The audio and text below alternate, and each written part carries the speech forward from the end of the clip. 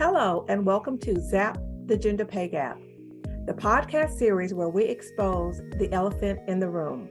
The elephant's name, the gender pay gap.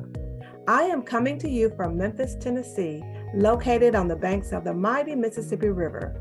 Nestled in the southwest corner of the state, Memphis is home to the blues, barbecue, and so much more. I am your host, Gwendolyn Tucker. Thank you so very much for joining me for this episode of Zap the Gender Pay Gap. I am your host, Gwendolyn Tucker.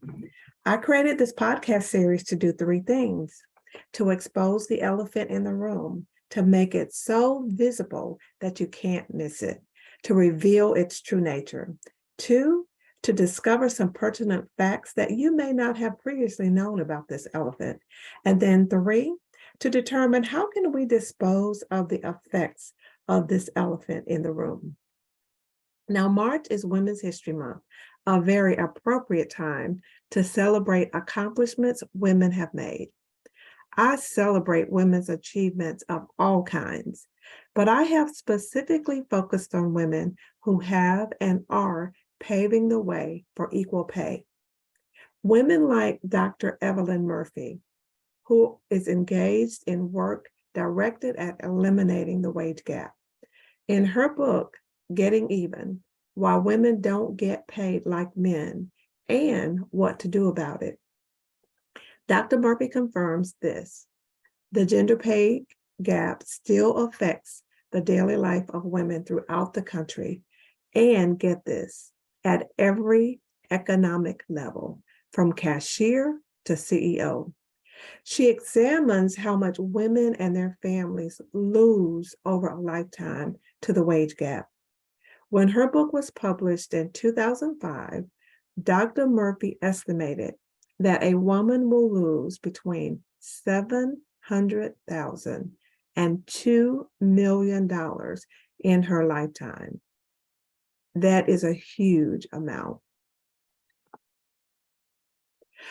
Now, I've also highlighted the work of other women who are on a mission to zap the gender pay gap, showing women how to increase their take-home pay. One such pioneer and history maker is attorney and political activist Florence Kennedy, who fought sexist and racist policies in and out of the workplace. Another is Esther Peterson, who was a presidential advisor and was heavily involved in getting the Equal Pay Act of 1963 passed. Now, just a side note, that was almost 50 years ago, and still women are trapped in the gender pay gap.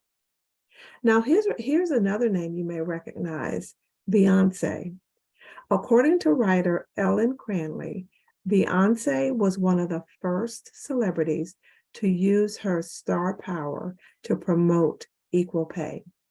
Now, speaking of Ellen Cranley, she penned an excellent article which goes into more detail. I will put a link in the description box in case you'd like to read it in full. She does an excellent job of bringing women in politics, entertainment, and social justice to center stage to spotlight their contributions to zapping the gender pay gap. Women who were appalled by the conditions under which women were working. They weren't all visible or of celebrity status, but they were tired of the status quo. They were tired of unequal pay, and they were determined to do something about it. Their stories are really quite fascinating. For example, let's take a look at Lorena Weeks, a mother of three, working as a night shift operator at Southern Bell. She jumped at the chance to apply for a higher paying job. But you know what? When she did, the company denied her the position because she was a woman. And you know what they did? They hired a man with less seniority. But you know what she did? She sued and she prevailed under the Civil Rights Act of 1964. Weeks made history by setting a precedent that helped ensure that women weren't denied jobs on the basis of their sex. Betty Dukes is another history maker.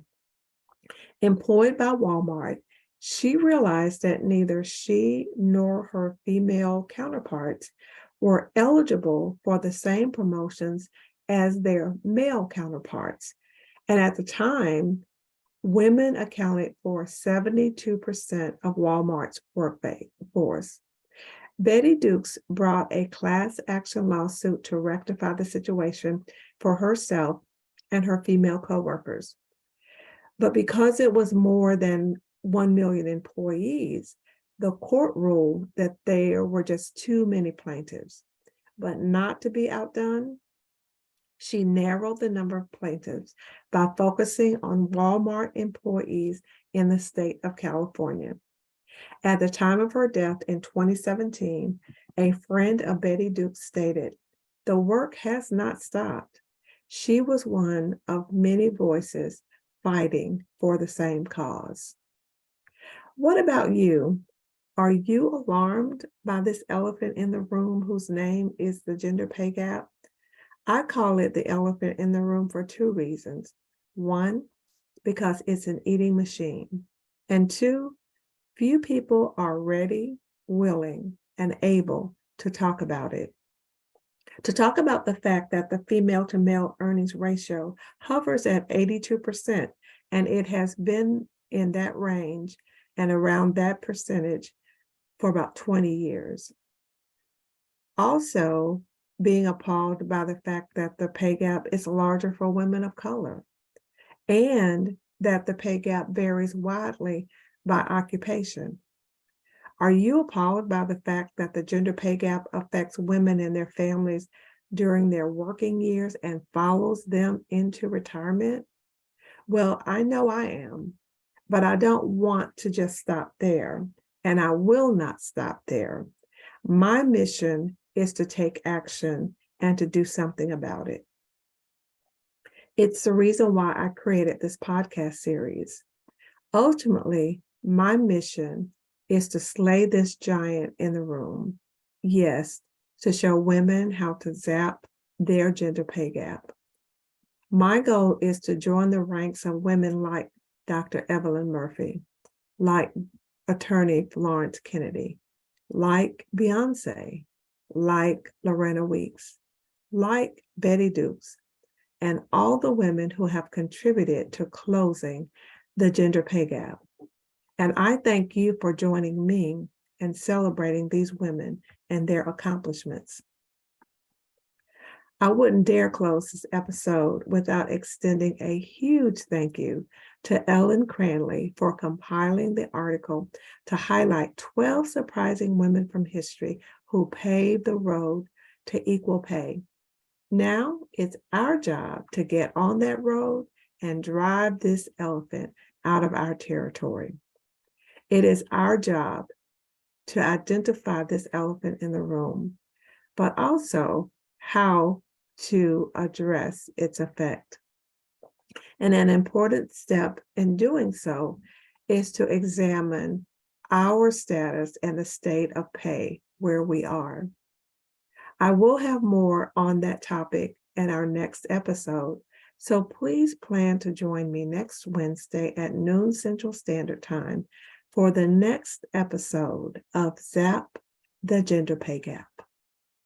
Thank you for joining me for this episode of Zap the Gender Pay Gap.